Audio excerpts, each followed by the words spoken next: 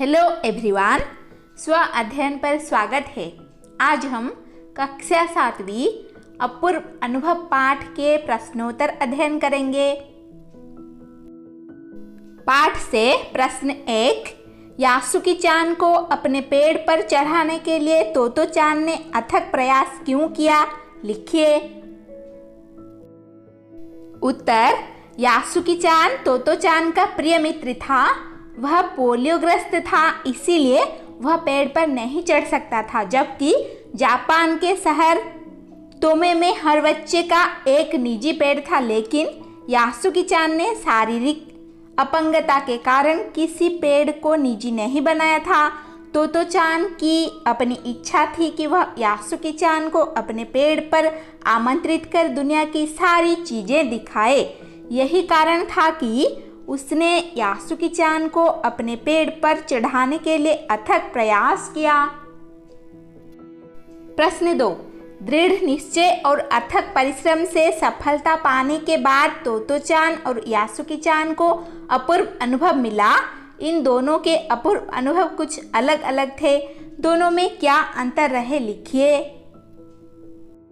उत्तर, दृढ़ निश्चय और अथक परिश्रम से पेड़ पर चढ़ने की सफलता पाने के बाद तोतो-चान और यासुकी-चान को अपूर्व अनुभव मिला। इन दोनों के अपूर्व अनुभव का अंतर निम्न रूप से कह सकते हैं।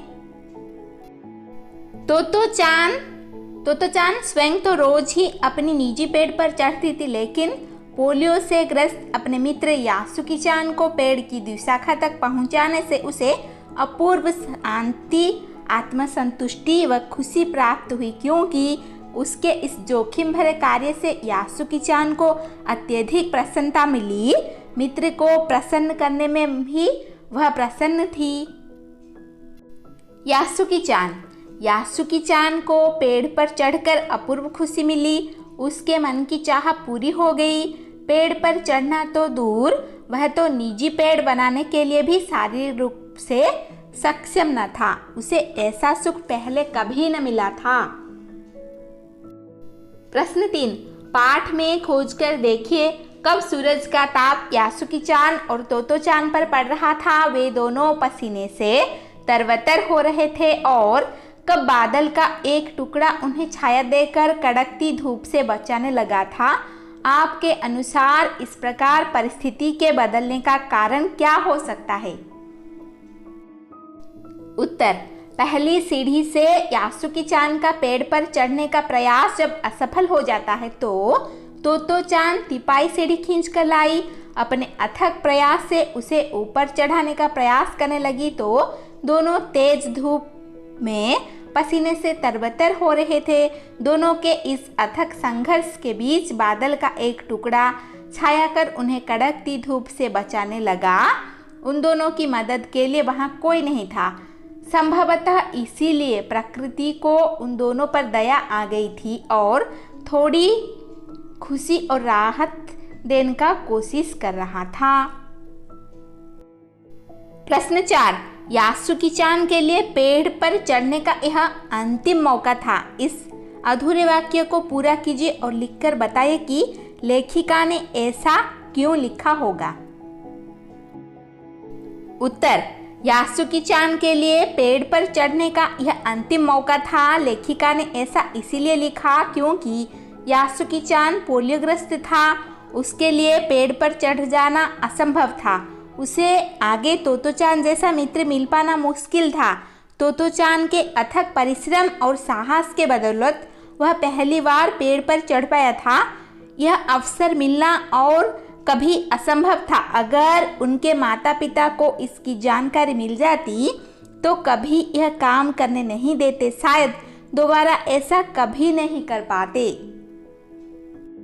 पाठ से आगे प्रश्न 1, तोतो-चान ने अपनी योजना को बड़ों से इसीलिए छिपा लिया कि उसमें जोखिम था। यासुकी-चान के गिर जाने की संभावना थी, फिर भी उसके मन में यासुकी-चान को पेड़ पर चढ़ाने की इच्छा थी। ऐसी दृढ़ इच्छाएं बुद्धि और कठोर परिश्रम से अवश्य पूरी हो जाती है। आप किस तरह की सफलता के लिए तीव्र इच्छा और बुद्धि का उपयोग कर कठोर परिश्रम करना चाहते हैं?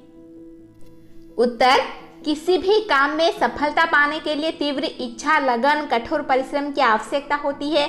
छात्र परीक्षा में उच्च कोटि की सफलता प्राप्त करने के लिए इनका उपयोग करें तथा छात्र स्वयं अपने अपने विचार प्रस्तुत कर सकते हैं। प्रश्न 2, हम अक्सर बहादुरी के बड़े बड़े कारनामों के बारे में सुनते रहते हैं, लेकिन अपूर्व अनुभव कहानी एक मामूली बहादुरी और जोखिम की ओर हमारा ध्यान खींचती है। यदि आपको अपने आसपास के संसार में कोई रोमांचकारी अनुभव प्राप्त करना हो तो कैसे प्राप्त करेंगे? उत्तर विद्यार्थियों द्वारा स्वयं किए जाने वाला प्रश्न है। उत्तर विद्यार्थी स्वयं करेंगे।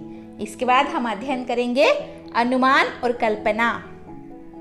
प्रश्न 1, अपनी माँ से झूठ बोलते समय तोतो चान की नजरें नीचे क्यों थी? उत्तर तोतो चान ने यासुकी चान को अपने पेड़ पर आमंत्रित किया था। यह बात उसने अपनी माँ से छिपाई थी क्योंकि उसे मालूम था कि माँ यह जोखिम भरा कार्य नहीं करने देगी। जब माँ ने उससे पूछा कि वह कहाँ जा रही है तो उसने झूठ कहा कि वह यासुकी चान से मिलने उसके घर जा रही है। यह कहते समय उसकी नजरें नीची थी क्योंकि वह माँ से झूठ बोल रही थी। उसे डर था कि शायद वह माँ से नजरें मिलाकर जब यह बात कहेगी तो उसका झूठ पकड़ा जाएगा।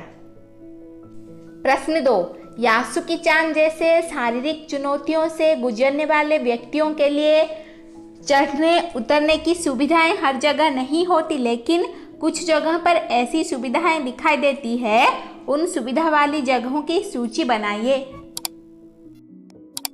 उत्तर विद्यालयों में अपंग बच्चों के लिए रैंप बना रखे हैं। मेट्रो रेल में भी अपंगों के चढ़ने उतरने के लिए विशेष प्रकार की लिफ्ट लगा रखी है। अस्पतालों में व्हील चेयर होती है। हवाई अड्डों पर भी यह सुविधा उपलब्ध है। अब हम देखेंगे भाषा की बात। प्रश्न 1, द्विशाखा शब्द द्वि और शाखा के योग से बना है। द्वि का अर्थ है दो और शाखा का अर्थ है डाल। द्विशाखा पेड़ के तने का वह भाग है जहां से दो मोटी मोटी डालियां एक साथ निकलती है। द्वि की भांति आप त्रि से बनने वाला शब्द त्रिकोण जानते होंगे। त्रि का अर्थ होता है 3। इस प्रकार 4, 5, 6, 7, 8, 9 और संख्यावाचक जो शब्द हैं संस्कृत शब्द उपयोग में अक्सर आते हैं। इन संख्यावाची शब्दों की जानकारी प्राप्त कीजिए और देखिए कि वह क्या इन शब्दों की ध्वनियाँ अंग्रेजी संख्या के नामों से कुछ कुछ मिलती जुलती है, जैसे हिंदी 8, संस्कृति 8, अंग्रेजी 8। उत्तर 2, संस्कृत में द्वि, अंग्रेजी में 2, 2। 3, संस्कृत में 3, अंग्रेजी में 3। हिंदी में 5, संस्कृत में 5, अंग्रेजी में 5। हिंदी में 6, संस्कृत में 6, अंग्रेजी में 6। और हिंदी में 7, संस्कृत में 7, अंग्रेजी में 7। हिंदी में 9, संस्कृत में 9, अंग्रेजी में 9। प्रश्न 2, पाठ में ठिठियाकर हंसने लगी, पीछे से धक्याने लगी जैसे वाक्य आए हैं। ठिठियाकर हंसने के मतलब का आप अवश्य अनुमान लगा सकते हैं।